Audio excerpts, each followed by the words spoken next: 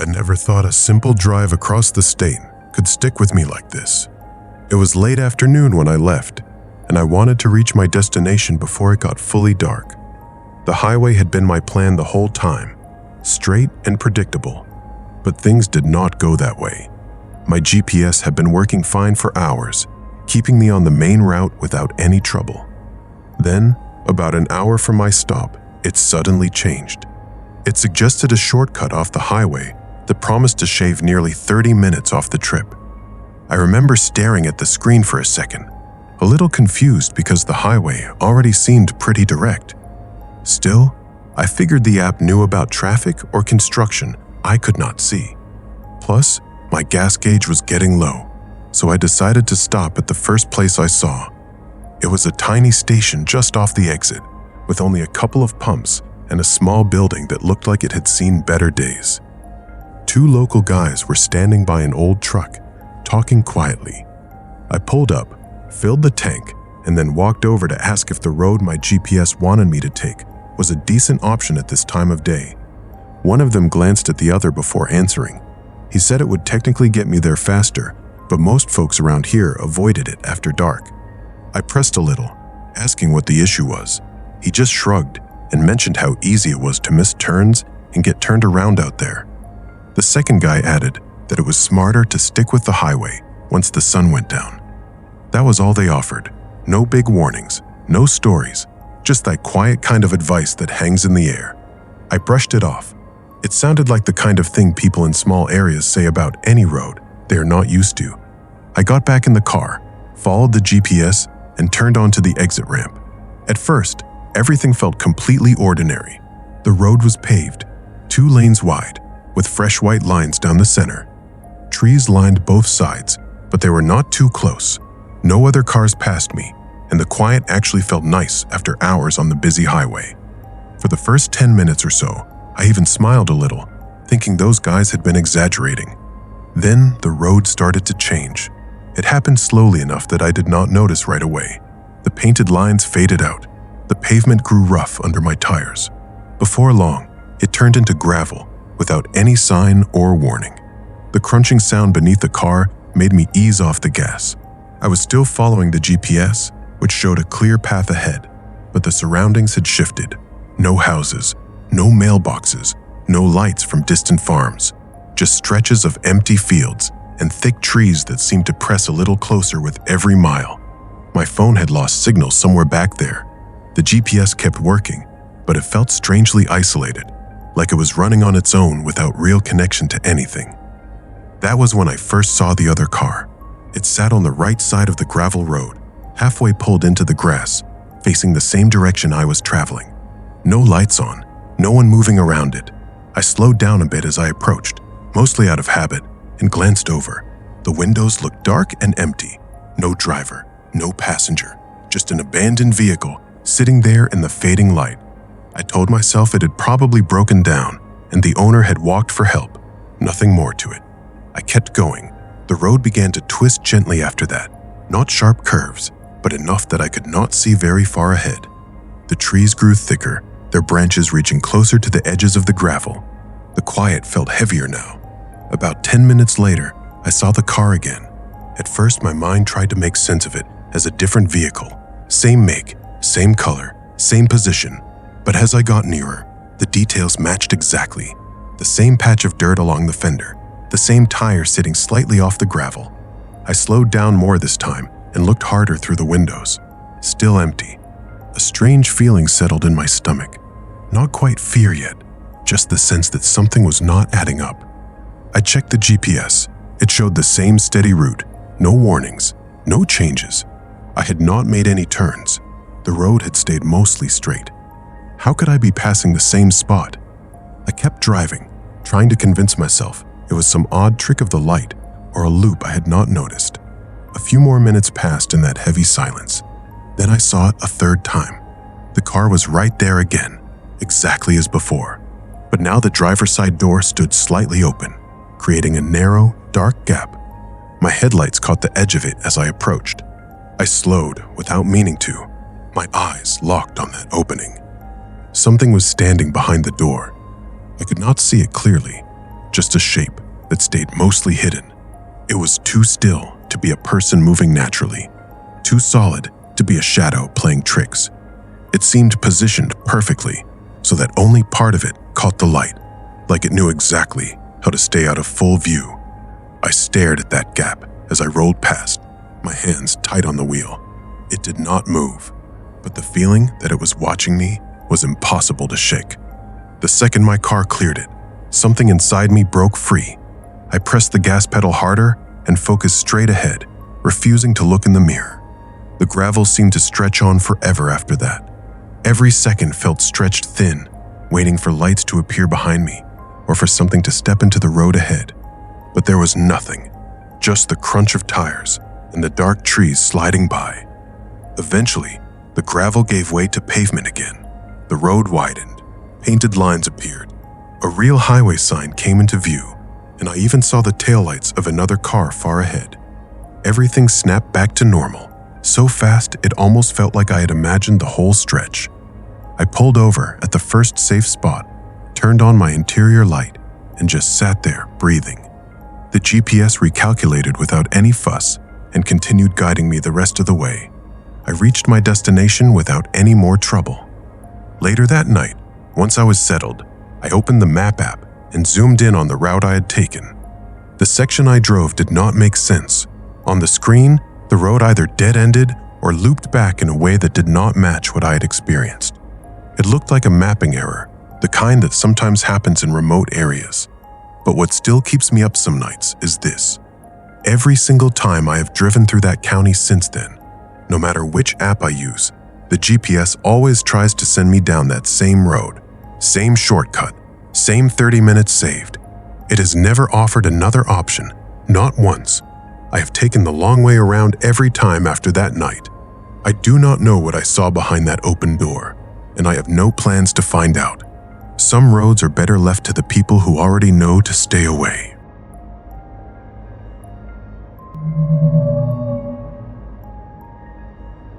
I took the back road that day because the highway looked like a parking lot on my GPS. It was a few months ago, late afternoon, the kind of gray light that makes the whole world feel flat and washed out. I was driving through a county I almost never go through, heading home after a long day.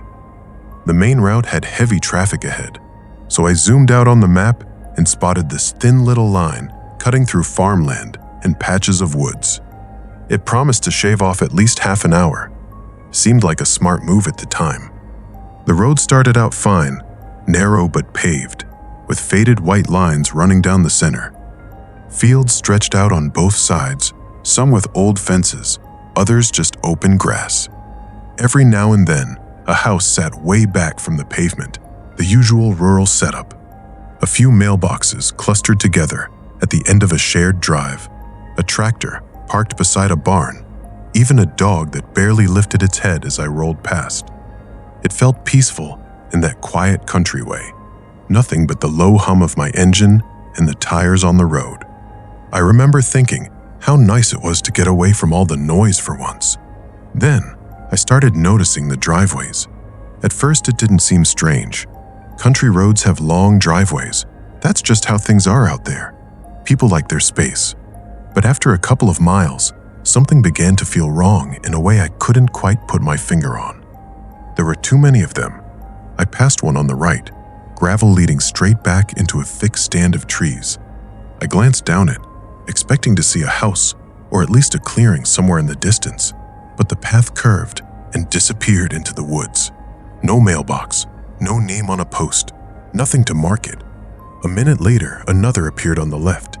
This one looked more worn, the gravel packed down hard, with deep tire ruts, like cars used it every day. Still, no house visible, just trees swallowing the whole thing. I told myself the homes were probably set really far back. Folks out in the country value their privacy. But then came another driveway, and another. They weren't spaced out evenly, like you'd expect. Sometimes two sat close together, then a long, empty stretch, then three more popping up within a few hundred feet. Some had mailboxes, most didn't. A few were overgrown with weeds pushing through the gravel, while others looked freshly used. the surface smooth and disturbed. I started paying closer attention, easing off the gas just enough to get a better look each time I passed one. Every glance down those paths showed the same thing: nothing, dense, dark trees that seemed to crowd right up to the edge of the road. They didn't look like normal woods. They felt like they were hiding something, pressing in too close, blocking any view of what might lie beyond. After a while, I realized something else that made my stomach tighten. In the whole time I'd been on that road, I had only seen maybe 3 actual houses. Each one was easy to spot from the pavement, with a yard, a porch, maybe a shed or 2. Normal places you could recognize right away. But I had already passed way more than 10 driveways. The numbers didn't add up. The quiet stopped feeling peaceful around then. It started feeling heavy, like the air itself was holding its breath. I reached over and turned the radio up a little, just to have some background sound, but it didn't help much. The road seemed longer than the map had suggested. The gray light outside was getting thicker. Not quite dark yet, just that dull, pressing kind that makes everything feel later than it really is. I kept going. More driveways kept appearing. Some looked old and forgotten, grass growing tall through the stones. Others appeared almost too busy. The gravel churned up like traffic had been moving in and out all day. The differences made no sense. Without meaning to, I started counting them in my head. 12, 13, 14. My hands gripped the steering wheel tighter. Then I saw the one that still keeps me up some nights. It was on the right side, a little wider than most. Gravel again, leading straight into a wall of trees. As I got closer, something caught my eye deeper in.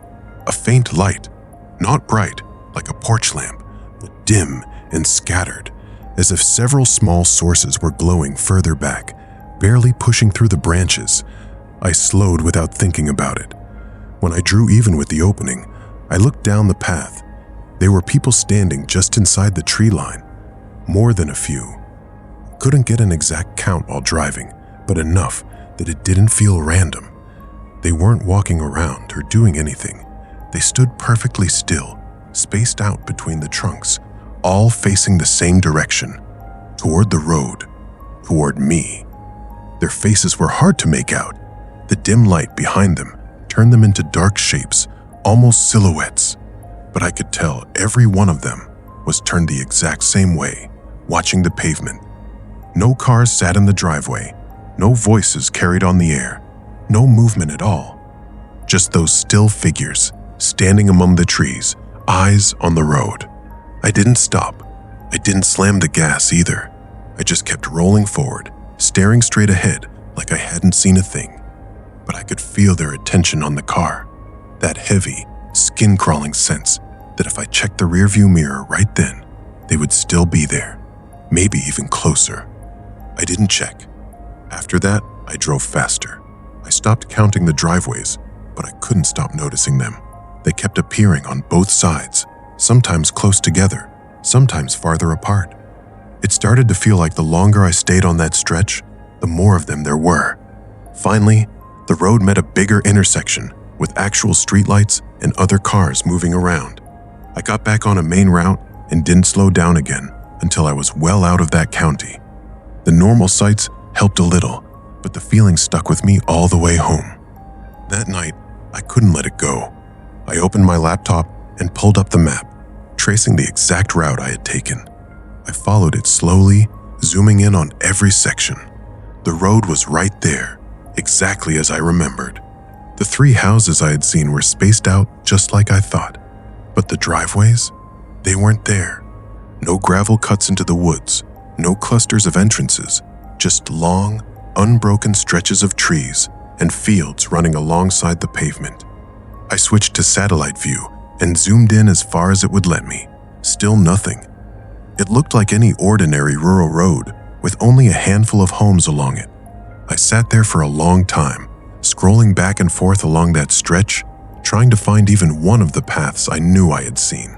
I couldn't locate a single one. The worst part is how clearly I remember counting them. Over 20, easy. I can still picture the worn gravel, the fresh tire tracks, the way some looked almost too busy. But when I try to call up the memory of that road now, all I see are those 3 lonely houses and miles of empty woods and fields. I haven't taken a back road since, and sometimes when I'm driving at dusk and the light gets that same flat gray, I catch myself checking the rearview mirror a little too often, half expecting to see dark shapes standing just inside the tree line, watching me pass.